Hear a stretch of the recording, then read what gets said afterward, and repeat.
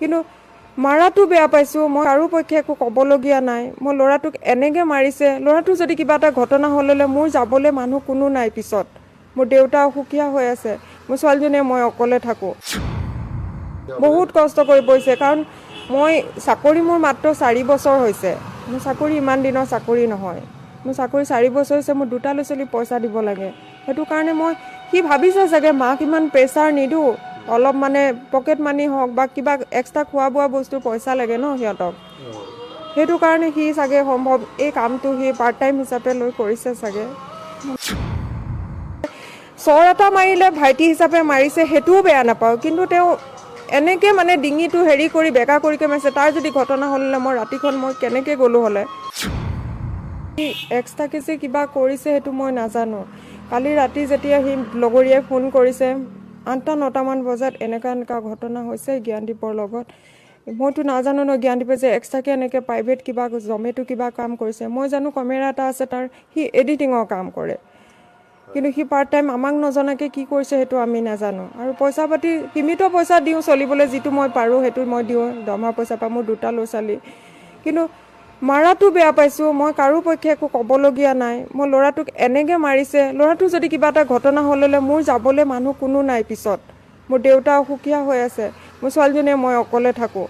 আৰু সম্পূৰ্ণ মোৰ ডিউটি থাকে। মই একো ক'বলগীয়া কাকো নাই, কাৰো ওপৰত দোষাৰোপো কৰা নাই। মোৰ ল'ৰাটো খালী যেনে তেনে ভালে কুশলে এইবিলাকৰ পৰা অকণমান মুক্তি দিয়ক। ৰাইজে কিবা এটা কৰিলে সেইটো বেলেগ কথা, তেওঁ মাৰাটো বেয়া পাইছোঁ। কিন্তু এনেই মোৰ ফালৰ পৰা একো আপত্তি নাই। মোৰ ল'ৰাটো খালী পঢ়া শুনা কৰি ভালকৈ ওলাই আহিব পাৰিলেই হ'ল। বহুত কষ্ট কৰি পৰিছে, বহুত কষ্ট কৰি পৰিছে, কাৰণ মই চাকৰি মোৰ মাত্ৰ 4 বছৰ হৈছে। মোৰ চাকৰি ইমান দিনৰ চাকৰি নহয়। মোৰ চাকৰি 4 বছৰ হৈছে। মোৰ 2টা ল'ৰা ছোৱালী পইচা দিব লাগে।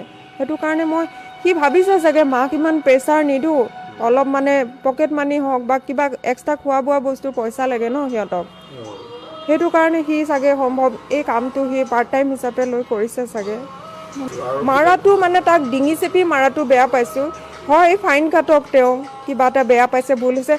চৰ এটা মাৰিলে ভাইটি হিচাপে মাৰিছে, সেইটোও বেয়া নাপাওঁ। কিন্তু তেওঁ এনেকৈ মানে ডিঙিটো হেৰি কৰি বেকা কৰিকৈ মাৰিছে। তাৰ যদি ঘটনা হ'লে মই ৰাতিখন মই কেনেকৈ গ'লোঁ হ'লে তাক বা তাৰ ককাকৰ বৰ্তমান বেমাৰ, সি ককাকো যাব নাই। আৰু মই দেউতাহঁতৰ ওপৰতহে নিৰ্ভৰ কৰি চলি আছোঁ।